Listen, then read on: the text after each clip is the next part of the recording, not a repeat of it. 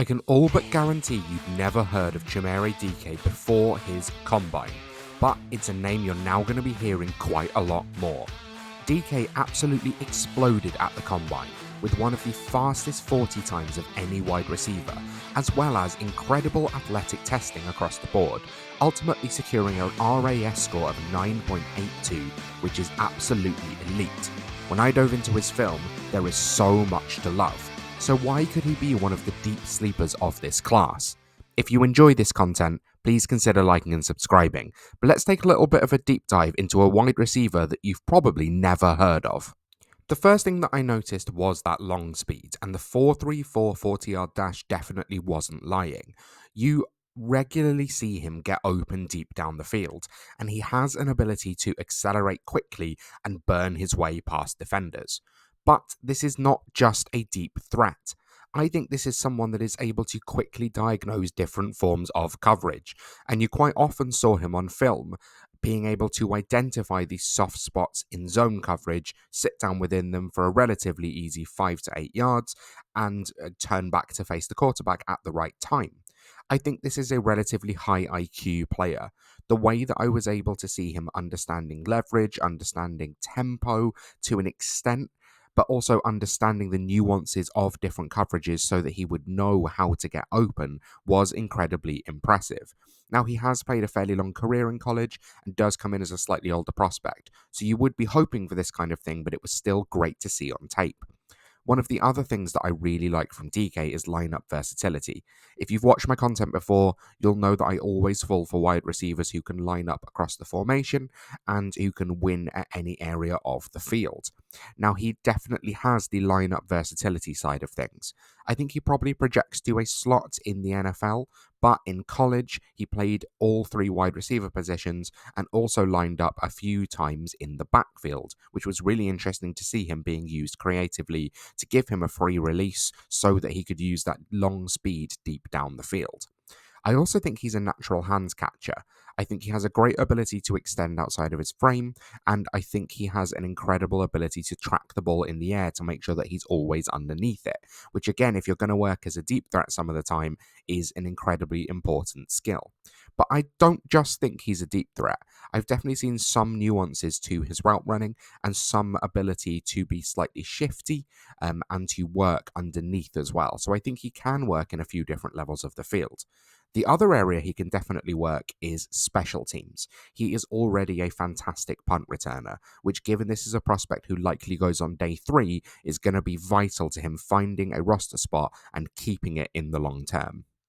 There are definitely some weaknesses to his game as well. One of the first things you notice is that at 6'1", 194 pounds, he has a relatively lean frame, which means that he can be dominated by more physical corners. This is definitely something which is going to be more of an issue if he's played outside as opposed to in the slot, but you definitely see him get jammed in the chest relatively often, and he doesn't have the cleanest release package to be able to get away from this. One of the other issues then comes down to lateral agility.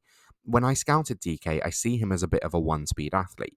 He's someone that can get up to top gear relatively quickly, but definitely struggles to decelerate and lacks some of that lateral agility and explosiveness that you love to see from wide receivers, especially people who are going to be working the middle of the field.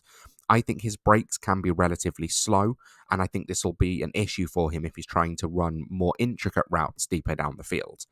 Part of another issue is that he had more career drops than touchdowns.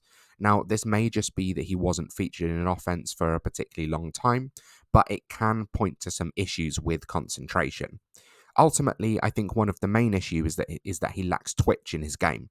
Now, I specifically noted this in terms of working after the catch. If he secures the catch and can turn upfield, the way he likes to go is in a straight line, and he wants to go as quickly as possible and hope he can outrun you. He doesn't quite have the ability to evade defenders through space, which means that as a slightly leaner receiver, you're going to be taking a lot more contact than you'd want. There are definitely some strengths to his game, but there's some obvious weaknesses, which is the reason why he's not being spoken about so much and likely to be drafted later down the board. My playstyle comparison for DK is Zay Jones, and this is someone who has had a long career in the NFL as a wide receiver 2 or 3, or even in later years as a 3 or 4.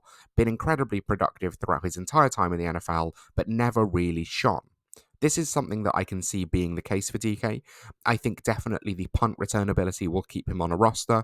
I think that long speed is something that's going to mean he always has a role on an NFL roster, but I think it's unlikely that he finds consistent work as a wide receiver 1 or even potentially as a wide receiver 2. In terms of projected draft capital, this kind of reflects my summary of him. He is projected to go relatively late on day 3 in around the 200 pick range. I think he could sneak up boards, especially after the combine performance, but I think he'll still definitely go on day 3. So it's going to be a fight for him to be fancy relevant. However, the long speed that I saw from him, along with some of the incredible abilities that I saw in terms of his hands catching and that punt return ability, mean that I think he's definitely worth a flyer in deep dynasty leagues.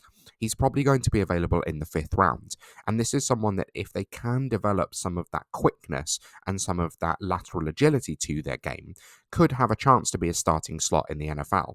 Once you get into the 5th round of your dynasty drafts, you are just taking punts. And who better to take a punt on than someone who's likely to take a punt to the house at some point in their NFL career? I'm not particularly proud of that joke, but it's staying in the video anyway.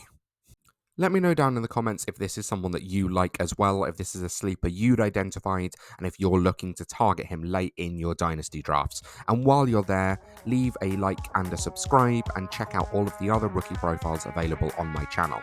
Thanks so much for watching, and I'll see you next time.